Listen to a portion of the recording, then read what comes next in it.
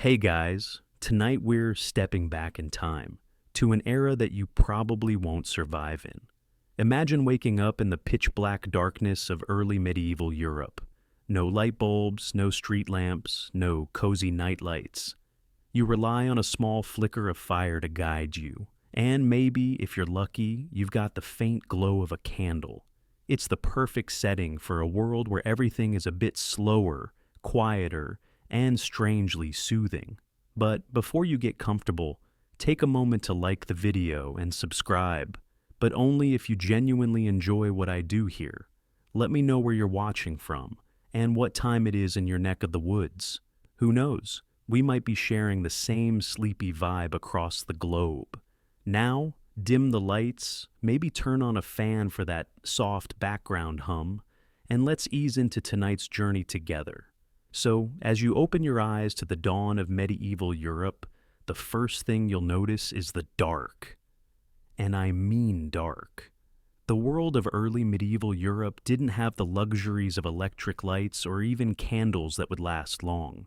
Most people woke up to absolute darkness. The sun didn't rise in a hurry, and neither did the people. They would wait for daylight to appear, often sticking to a schedule dictated by the seasons, as the longer days of summer allowed for a bit more light to break through. But this isn't just about gloom and doom. There's something oddly soothing about that world. Imagine waking up not to the buzz of an alarm clock, but to the slow stirrings of your household, the crackle of a fire somewhere nearby, and maybe a cow or two outside mooing in the distance. You can almost feel the weight of the dark pressing gently on you, a lull before the busyness of the day sets in. Here's the kicker, though. Medieval people didn't exactly sleep like we do. Historians still argue whether early medieval folks really slept in two distinct chunks of time, a practice called biphasic sleep. But there's evidence that suggests people would wake up in the middle of the night for a first sleep, then rise again after a few hours of deep rest for a second sleep. These nocturnal interludes weren't just a time for tossing and turning. In fact, they were often a moment to get up, stoke the fire, chat with family, or even engage in a bit of private prayer or reflection before going back to sleep. Imagine that. The beauty of uninterrupted nighttime quiet, full of cozy blankets, the warmth of firelight, and the freedom to be still. So now let's ease a little deeper into medieval mornings. The sun, that hesitant little orb in the sky, doesn't offer much to brighten things up at first. You roll out of bed, but it's cold, really cold. If you had the privilege of waking up in a stone cottage or a modest house, you'd likely face a chill that clung to every corner like a persistent ghost. Sure, there was a fireplace, but it was most likely smoldering low from the night before. You might even find yourself rubbing your hands together for warmth, wondering if it's worth getting the fire going again, or just toughing it out until the sun, in its own slow-moving way, starts warming the earth. But this wasn't just some bad luck. This was life, medieval life, where the cold was part of the daily struggle, and warmth wasn't something you expected in every room. You'd probably get used to layering up, cotton shifts, woolen tunics, and a heavy cloak that could double as both a blanket and a coat. Think about it. No heating systems, no cozy thermostats. You learned to cherish every flicker of heat. The chill and the darkness made you appreciate even the smallest comforts. And yet, there's something deeply soothing in this. No rush, no need to hurry. Just the gradual process of awakening to the sound of the day. Maybe a rooster crowing, or the distant hum of life stirring outside, the slow grind of morning. Sure, it sounds a bit miserable by our standards, but back then it was routine. It was expected. You weren't missing out on anything. Instead, you were living life at its own pace, not the accelerated version we've grown so accustomed to. This eerie tranquility was broken only by the very slow process of the sun rising. Historians still debate whether medieval people felt the days were just as long and heavy as we do today. But one thing's for sure, the start of the day wasn't marked by caffeine or hurried commutes. It was marked by the steady advance of the sun creeping over the horizon, doing its own thing at its own pace. In those moments, you had all the time in the world to drink in the slowness of morning. No jarring lights, no loud clocks ticking. The world was a little quieter, a little more peaceful. Now, let's get into something a bit fragrant. Medieval hygiene. Oh yes, it wasn't quite the fresh-scented paradise we know today. In fact, you could say medieval people had an entirely different approach to cleanliness, if we can call it that. Take a moment and imagine this. You've been living in a world without soap as you know it. No trusty bar of Dove or bottle of liquid body wash. You're stuck with a rough, earthy, almost unsanitary way of cleaning up. Baths were rare and not a daily ritual. For many people, bathing was an occasional affair, usually just a few times a year. Most people didn't see it as something necessary for health or hygiene, but more of an occasional luxury, if even that. Instead, folks would rely on a good, old-fashioned scrub with some cloth, water, and maybe a bit of sand or ash to help get rid of the grime. It wasn't pretty, but it was functional. In the absence of soap, they'd use herbs, oils, and perfumes to mask the smell. The scent of lavender and rosemary might have wafted from your body, not because you were fresh out of the shower, but because you needed that extra layer of fragrance to deal with. Well, the unpleasant odors. And the best part? They actually thought not bathing was a sign of good health. In fact, some medieval doctors believed that bathing too frequently could make you sick.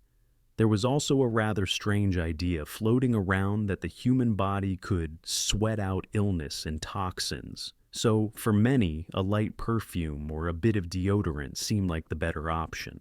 Seriously. The idea of washing yourself with soap, or using anything more than a good old splash of water, would have seemed like overkill in their time. Historians still argue whether this anti-bathing stance contributed to some of the unsanitary conditions in medieval cities. But one thing's certain, people smelled a bit earthy. Now, here's a quirky tidbit that adds a little humor to the medieval self-care routine. As odd as it may seem, many people used perfumes and concoctions that we would now associate with rather unpleasant things, like animal fats or even the sweat of animals themselves. Medieval folk were all about that natural scent, even if it wasn't exactly what we'd call clean. Imagine walking around all day with a whiff of animal musk, or worse, a concoction that involved rancid oils.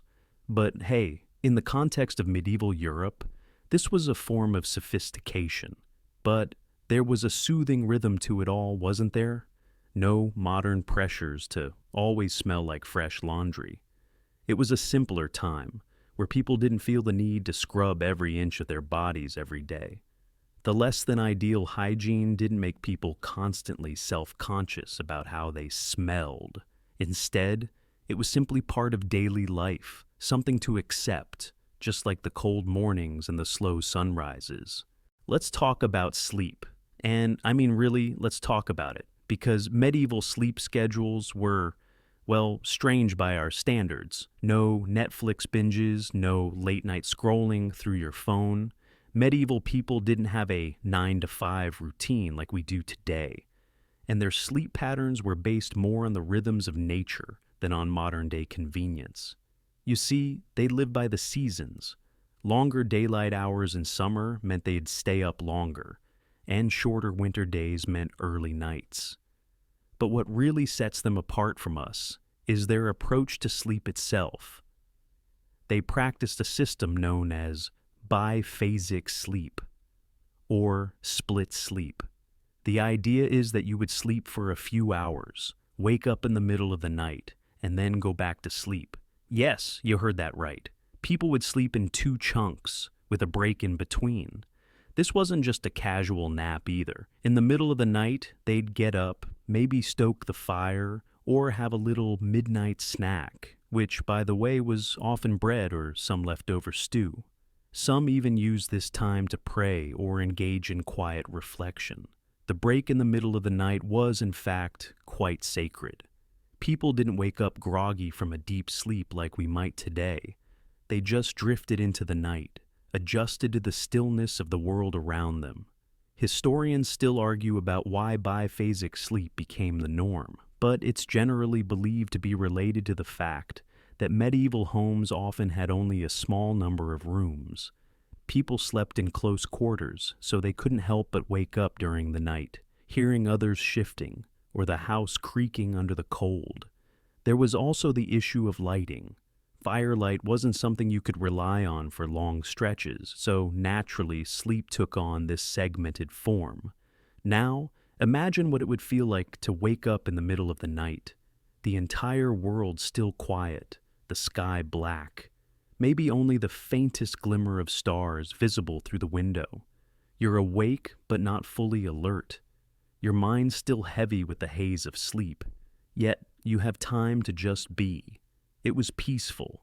Maybe it was just the human version of hitting the pause button on the hustle and bustle of life. And think about this.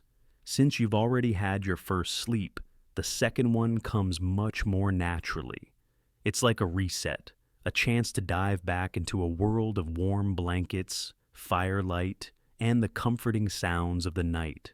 The second sleep was deeply soothing, a natural progression after the brief waking hours, where the stillness of the world wrapped itself around you again. Now, let's dive into the curious relationship medieval folk had with water. We modern folk probably take our running water and hot showers for granted, but in early medieval Europe, water was more than just something to drink or wash with. It had a mystical, almost sacred significance. This wasn't a world where you'd casually turn on a tap for a glass of cold water. Oh no. You had to rely on rivers, wells, and natural springs, many of which were regarded as magical or healing. One of the most interesting and oddly soothing aspects of medieval Europe was the ritual of water healing. Towns were built around wells and rivers, with people flocking to these sacred sites not just for water, but for cures. These waters were often believed to have special healing properties. In fact, there was such a belief in the curative power of water that it wasn't uncommon to see medieval people drink from or bathe in these natural springs in hopes of curing ailments, whether it was a bad back, a headache, or even depression. The idea was that the purity of the water had the power to cleanse both the body and the spirit. But not all water was viewed with reverence. Historians still argue whether medieval people truly understood the dangers of contaminated water. In some areas, the river water was so polluted with waste that it would make you cringe to even think about it. People didn't have the luxury of knowing about bacteria or germs, so the same river that was believed to heal could also make you sick. Still, there was something calming about the connection people had to the natural world around them. Whether it was washing in a stream after a long day or soaking in the town's healing spring, water was a constant companion, and there was a rhythm to it.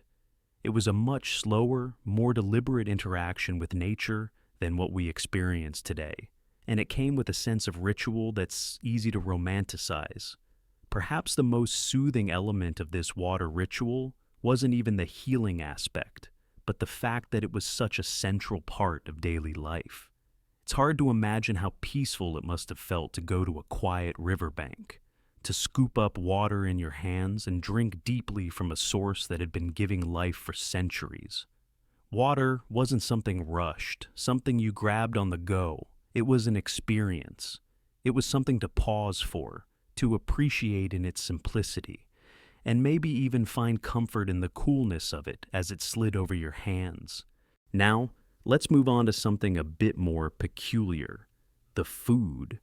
Specifically, the foods medieval Europeans swore by when it came to helping them get a good night's sleep. The medieval diet wasn't all buttered bread and hearty stews. Oh no, there were some rather strange sleep cures passed down through generations that may raise your eyebrows today. These were foods, drinks, and remedies thought to soothe the mind and body and help people drift off to sleep. Some were even more bizarre than you could ever imagine. For instance, one popular medieval remedy involved the use of herbs like chamomile, lavender, and valerian root. Sounds nice, right? In theory, yes. But let's not forget that this was the era of strange mixtures. People often steeped these herbs in wine or beer, concocting sleep-inducing potions to sip before bed. The best part? These were often seen as potent enough to knock out a grown man. Well, almost. The sleeping brew was a nightly ritual for some, a way to ensure that they could find rest after a long day of labor.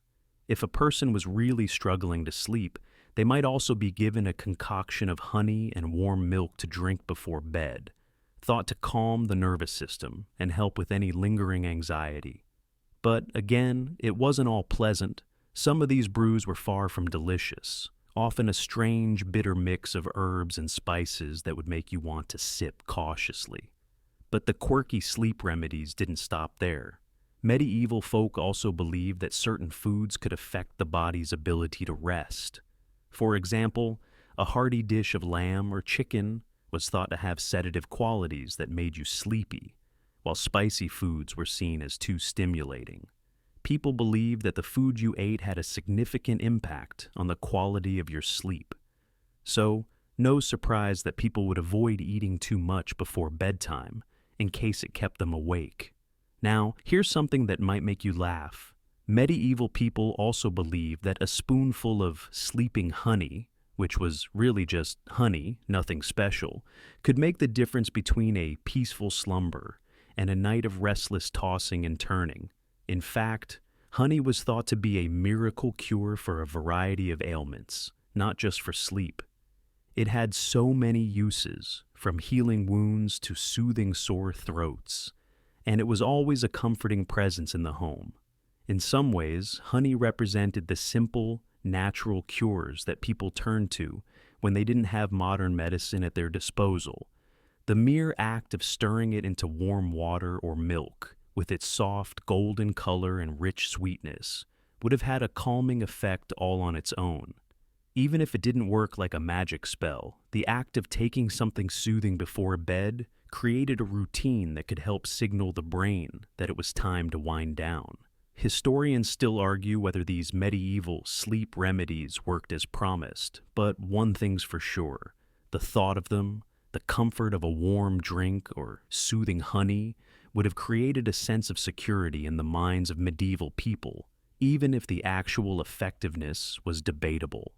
Let's take a look at how people in medieval Europe kept themselves warm, because, trust me, staying cozy was an art form back then. Imagine it. It's winter, the nights are long, and the cold bites at your skin through every wall, floorboard, and window. Inside, the fire in the hearth is your best friend, but it's no guarantee you're going to stay warm all night long. So, how did medieval Europeans manage to sleep through those bone-chilling nights? Well, they relied on some pretty creative solutions. First, there were the blankets, but these weren't the plush, cushy comforters you're used to. Medieval bedding was usually made from rough wool, sometimes stuffed with straw or down feathers, though feather-stuffed blankets weren't common for everyone. The wealthier folks might have had down feathers, but for the rest of the population, wool was the go-to material. Wool, while durable and insulating, also had a certain scratchiness to it that modern bedding can't quite compare to. And don't forget, many people didn't sleep under just one blanket. They would layer up, sometimes with 2 or 3 thick woolen blankets, in a bid to keep warm. A single blanket wasn't enough to shield you from the cold, so the more layers, the better. As for the sleeping arrangements, most families didn't sleep in separate rooms. Medieval homes were small, often just one or two rooms with a loft or attic for the beds. Families, sometimes including multiple generations, would sleep in the same space, huddled together for warmth. A great deal of medieval sleep took place in one large communal area where everyone was in close proximity.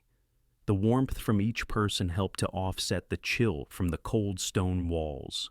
If it sounds a bit crowded, well, that's because it probably was.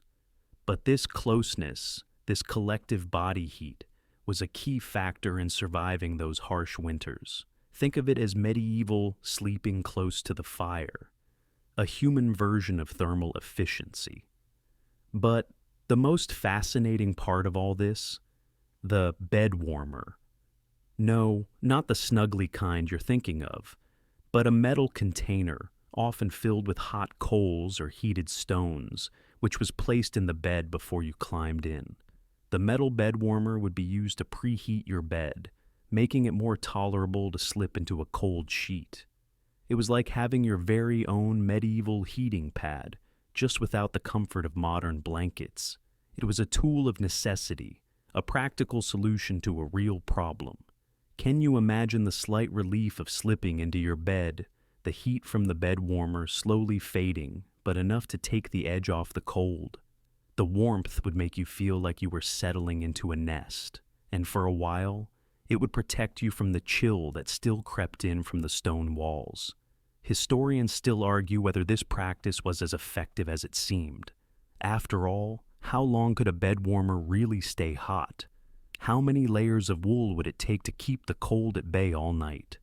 But the ritual itself, the comfort of preparing for sleep with this warming process, certainly held its own special kind of soothing charm. There was something deeply reassuring about knowing you had a small source of warmth ready for you at the end of a long day. Now, let's venture into something that might sound a bit shocking by modern standards: communal sleeping arrangements. In medieval Europe, it wasn't uncommon for entire families, or even multiple families, to share a single bed or sleeping area. Imagine it. You, your parents, siblings, maybe cousins and neighbors, all curled up together for the night. There was no such thing as personal space when it came to sleep. But before you jump to conclusions, there is a certain charm to this arrangement that you might not expect. Medieval homes, especially in rural areas, were often tiny, with limited space and one central hearth for heat.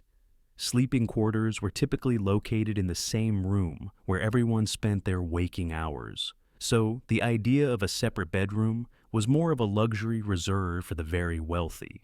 People slept wherever they could find space, usually on simple straw or wool mattresses spread out on the floor, or shared beds that could fit several people at once. And the best part? It wasn't just families who would share the same sleeping space.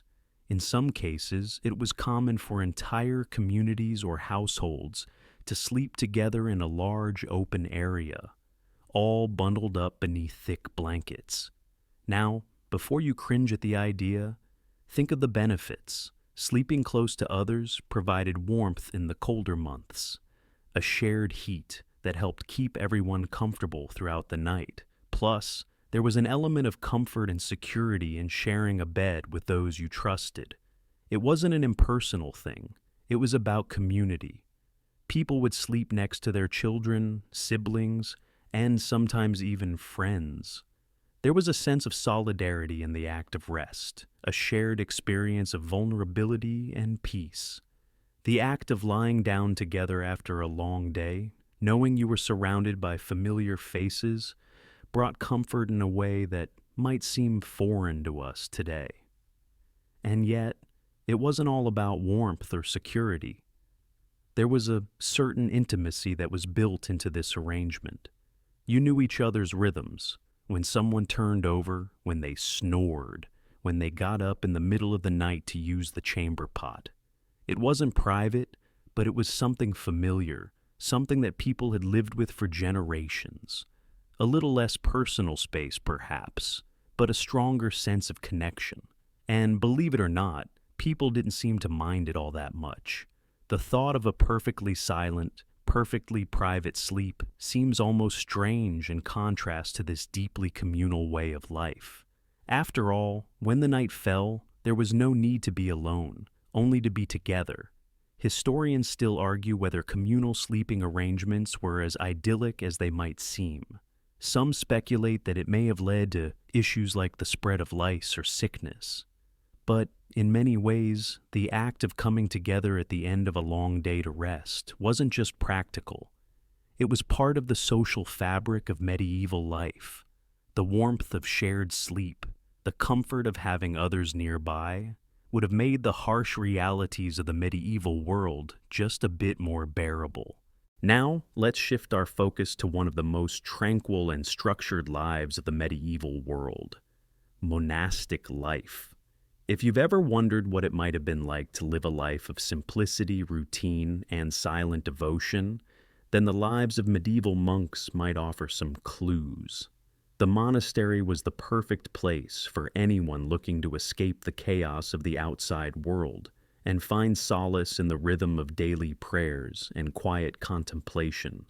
But let's be clear, it wasn't all about inner peace and spiritual bliss. Life in the monastery was a series of rules and rituals, and the strict silence monks adhered to was one of the most important elements. Imagine living in a space where you were bound by a schedule of prayer, work, and study. From the very moment the bell rang in the early hours of the morning, monks would rise to recite prayers and chant psalms. These moments were sacred. Each prayer and chant punctuated the day and, in a way, created a calming rhythm that permeated everything. The rest of the world might have been filled with noise and hustle, but in the monastery, silence was golden. It wasn't just about being quiet. It was about creating a space where the mind could focus entirely on spiritual growth and connection to the divine. Now, let's take a moment to think about this silence. It wasn't like today's hustle and bustle, where silence might feel oppressive or uncomfortable. Instead, it was soothing. Monks didn't talk unless absolutely necessary. Instead, they communicated through the peaceful exchange of glances, gestures, or even written notes. Historians still argue whether the silence was more about discipline or about creating an environment conducive to deep meditation and reflection. But, regardless of the reason, the absence of chatter allowed for something uniquely peaceful. The quiet was a sanctuary, a break from the chaos of daily life, and something that many people longed for, even if they never fully experienced it. The silence wasn't just reserved for sleep, though. During the day, monks worked in complete quiet, whether they were copying books in the scriptorium, preparing food, or tending to the garden. Their days were tightly structured, and there was very little room for anything other than devotion and work. In many ways, it was the perfect environment for sleep as well. The early hours were dedicated to prayer, and once those prayers were said, sleep followed. The monks' commitment to silence and routine helped to set the tone for their restful sleep. And, interestingly enough, the silence also meant that sleep was something sacred. Monks could drift off to sleep, knowing that their environment was still, calm, and free from the noise of the outside world. Can you imagine that kind of sleep? Lulled by the quiet hum of ritual, free from distractions, with only the peaceful sound of your own breath and the soft murmurs of prayer in the air? While it might have been an austere and demanding life, there was something profoundly peaceful about it. A lifestyle where sleep wasn't just a break from the day, but a continuation of the spiritual rhythm. The entire process of going to bed, lying down in the silence of the cloister, and drifting off into rest was as much a part of the sacred routine as prayer or work. Next, we move into the fascinating and often downright odd world of medieval medicine. While we often think of medieval medicine as a time of barbaric practices and strange concoctions, it was also a time when many soothing and comforting remedies were developed, some of which even today carry an aura of strange calm. Sure, not everything they tried worked, and some of their treatments make modern-day medicine cringe, but there's something oddly soothing about how medieval people approached health in a way that was connected to nature and community. Take, for instance, the use of herbal remedies. The medieval world was brimming with knowledge about plants and their healing properties. Many of the herbs we still use today, like peppermint, chamomile, and sage, were staples in the medieval healing toolbox. People would brew teas, make tinctures, and craft poultices to soothe common ailments like headaches, insomnia, and stomach pains. It was simple, natural, and familiar. The process of preparing these remedies could be almost meditative, a calming ritual to ease both the body and mind.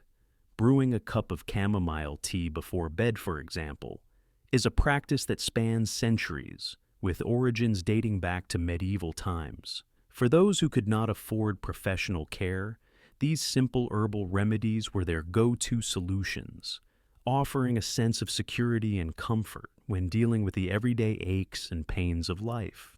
But let's not sugarcoat it. Medieval medicine also had its share of absurdities. The belief that certain animals or even body parts could cure illnesses was far from uncommon. One particularly bizarre treatment involved the use of remedies made from parts of dead animals, things like crushed animal bones or even animal dung. A spoonful of crocodile dung, for instance, was believed to cure everything from stomach aches to bad breath. While these remedies didn't necessarily help, they certainly provided a sense of action, of taking control over one's health, even if the ingredients seemed questionable by today's standards. Even the soothing rituals of medieval health care sometimes had a strange twist. Historians still argue whether these bizarre treatments had any actual benefit, aside from giving people a placebo effect. Some scholars suggest that these ancient cures may have worked, at least on a psychological level, giving people a sense of agency and control in a world that was often out of their hands. There's something reassuring, in a strange way, about medieval folk doing what they could with what they had.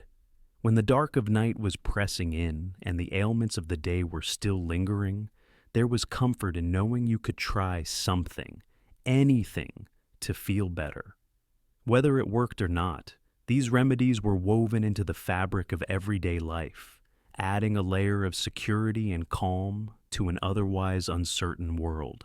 And let's not forget the power of touch. While we may think of touch as something we take for granted today, medieval medicine had a deep reliance on physical contact as a form of healing. Healing hands were just as important as healing herbs. Touch was used in everything from soothing massages to the laying on of hands, where medieval healers would lay their hands on a patient, believing that they could transfer divine energy. This ritual was deeply comforting, offering not just physical relief, but also spiritual comfort, helping people feel cared for, seen, and supported. Imagine lying in bed at night after a day filled with strange, soothing remedies, your body relaxed from the gentle touch of a healer, feeling the warmth of someone who cared about your well-being. Now, let's turn our attention to something a bit more sacred: rituals and prayers. The medieval world was drenched in spirituality, with religion playing a central role in every aspect of life, including sleep. For most people in medieval Europe, the day didn't end with just the flick of a switch and a dive into bed. Oh no, the night was often ushered in with rituals and prayers that prepared the soul for rest. And these weren't just any prayers. These were deeply ingrained sacred acts that offered peace and security to a community that faced uncertainty on a daily basis. You see, medieval Europeans believed that the act of going to sleep wasn't simply a physical necessity, but a spiritual one. people were often advised to say their prayers before going to bed, and monks and priests made sure to say certain prayers before the night fell. One of the most popular was the compline, the final prayer of the day in monastic life, which was meant to ensure a peaceful and secure night. It was all about peace, protection, and the surrender of the day's struggles to God. Even in the most humble of homes, a family might kneel together before going to bed, asking for peace, health, and safety throughout the night. Historians still argue whether the regular recitation of these prayers truly had an impact on sleep quality, but one thing is clear: these nightly rituals offered comfort in the face of an uncertain world. The idea that you could rest under the protection of divine power was a deeply soothing concept for medieval people. Imagine, after a long, hard day of work, slipping under your woolen blanket, knowing that your soul had been protected through the simple act of prayer.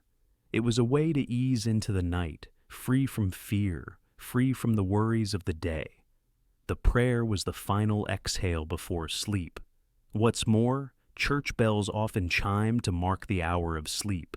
In fact, the timing of bedtime for many people was actually determined by the church's bells. When you heard the chime, it was a reminder that the day was coming to a close, that it was time to rest and to prepare your spirit for the next day. The church bells were like a lullaby, steady, rhythmic, and predictable. They offered a sense of stability in a world where so much else was chaotic.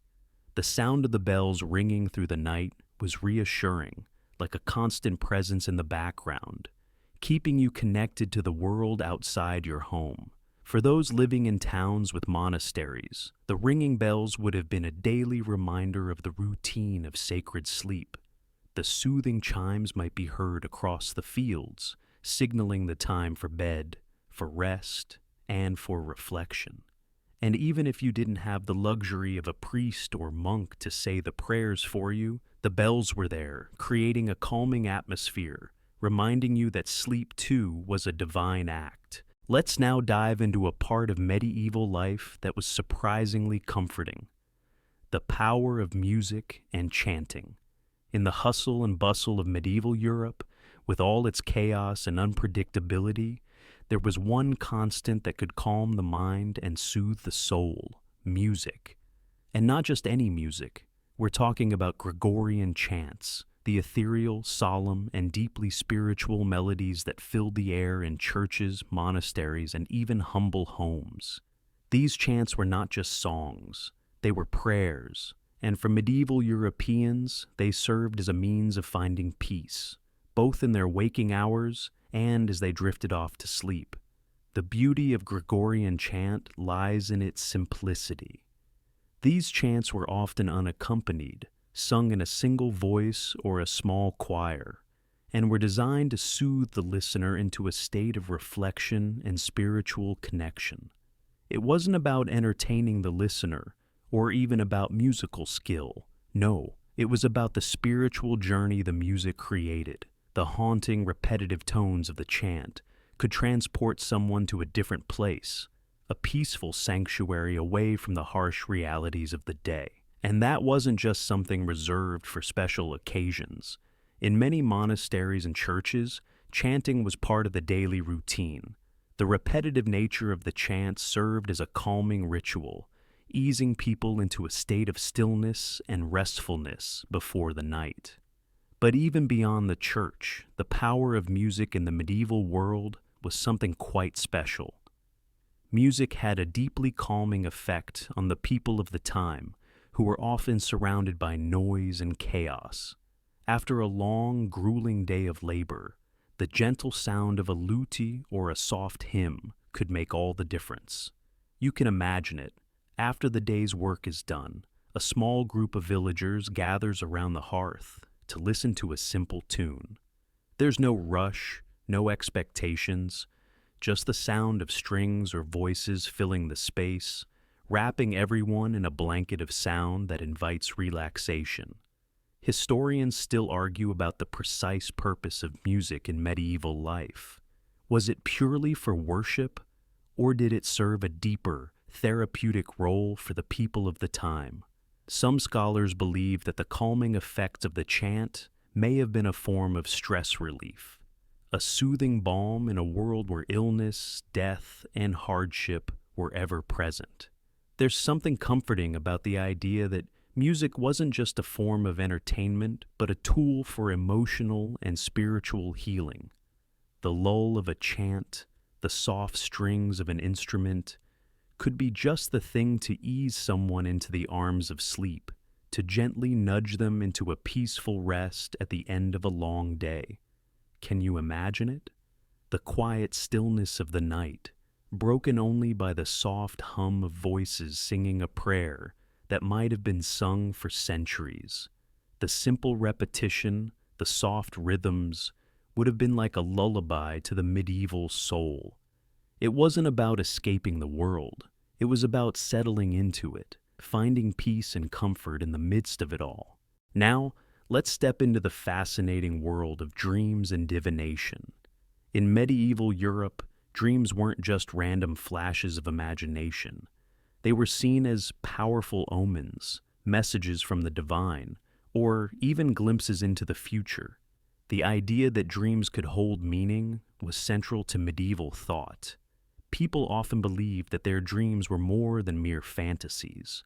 They could be seen as warnings, guides, or even blessings. A dream of a lost loved one might be interpreted as a message from the afterlife, while dreams of a journey or conflict could signal changes ahead. One of the more fascinating aspects of medieval life was how dreams were tied to divination, a practice of seeking knowledge about the future. People would interpret their dreams according to a complex system of signs and symbols. For instance, if you dreamt of falling, it might signify a loss of status or wealth. If you dreamed of being chased, it could symbolize a threat to your safety or an upcoming conflict. Each dream was seen as a piece of a larger puzzle, one that could be pieced together through careful thought and reflection. In some cases, people even used dream books to decode the meaning of their dreams. These books were filled with detailed interpretations of common dream symbols, and they acted as guides to help people understand the hidden meanings behind what they experienced while asleep. It wasn't just the wealthy who used these books either. Even common folk would use them, seeking out guidance on what their dreams might mean and how they could prepare for what was to come. You could say that these dream books were an early form of self-help, offering advice to those seeking answers about their future. Historians still argue about the extent to which people in medieval Europe truly believed in the power of dreams. Some scholars suggest that the belief in dream divination was so strong that it could affect people's actions, influencing important decisions like marriage, business, or even battles. Others argue that dreams were simply a way for people to find comfort in an uncertain world, providing a sense of control in situations they couldn't otherwise manage. Whether or not dreams were seen as direct messages from the divine, they undoubtedly provided a way for people to feel connected to something larger than themselves. And let's not forget the soothing aspect of this belief. There's something deeply calming about the idea that our dreams might have meaning, that they could be guiding us or offering us peace in our darkest moments.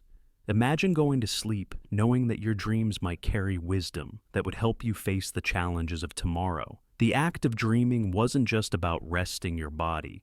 It was also a chance to connect with the spiritual realm, to receive insight and guidance during your most vulnerable time. As we near the end of our journey, let's take a moment to explore a fascinating, almost magical aspect of medieval life: the comfort of darkness. Today, we live in a world bathed in artificial light, but back in medieval Europe, darkness was a constant companion, and surprisingly, there was something oddly soothing about it. People would spend their evenings in near total darkness, with only the flicker of a fire or candle to light their way. The absence of light was more than just a physical condition. It was a mental and emotional state too. There was a unique, almost meditative quality to it. Picture it. After a long day of work, you retire to your small, dimly lit home. The fire crackles gently in the hearth, casting dancing shadows across the stone walls. Outside, the world is dark, with no street lamps or glowing screens to disturb the stillness. It's peaceful, it's quiet. The lack of artificial light allows your mind to slow down, to shed the distractions of the day, and to prepare for rest. The absence of constant visual input offers a kind of sensory relief. It's almost as though, by surrendering to the dark, you allow yourself to truly unwind, to let go of the noise and busyness of life. Interestingly, the lack of light also meant that people in medieval Europe had a much deeper connection to the natural rhythms of the world around them. Without the artificial extension of the day that electric lights provide, people were more attuned to the cycles of the sun. When the light faded, so did their energy. There was no staying up late watching TV or scrolling through a smartphone. The world would fall into silence and darkness, inviting everyone to rest. Historians still debate whether this lifestyle made people healthier or more at peace. Some argue that the lack of light allowed people to sleep better and align their rest with the natural rhythms of the earth. Others suggest that it may have contributed to feelings of isolation and despair during the long, cold winters when daylight hours were scarce. Regardless of the debate, there's something undeniably soothing about the idea of living in a world where darkness was respected, even embraced. It wasn't something to fear, but rather something to surrender to. It was part of the cycle of life, and in that cycle, there was a kind of quiet peace. In many ways, the absence of light acted as a natural cue for rest. As night fell, the body and mind were gently nudged towards sleep.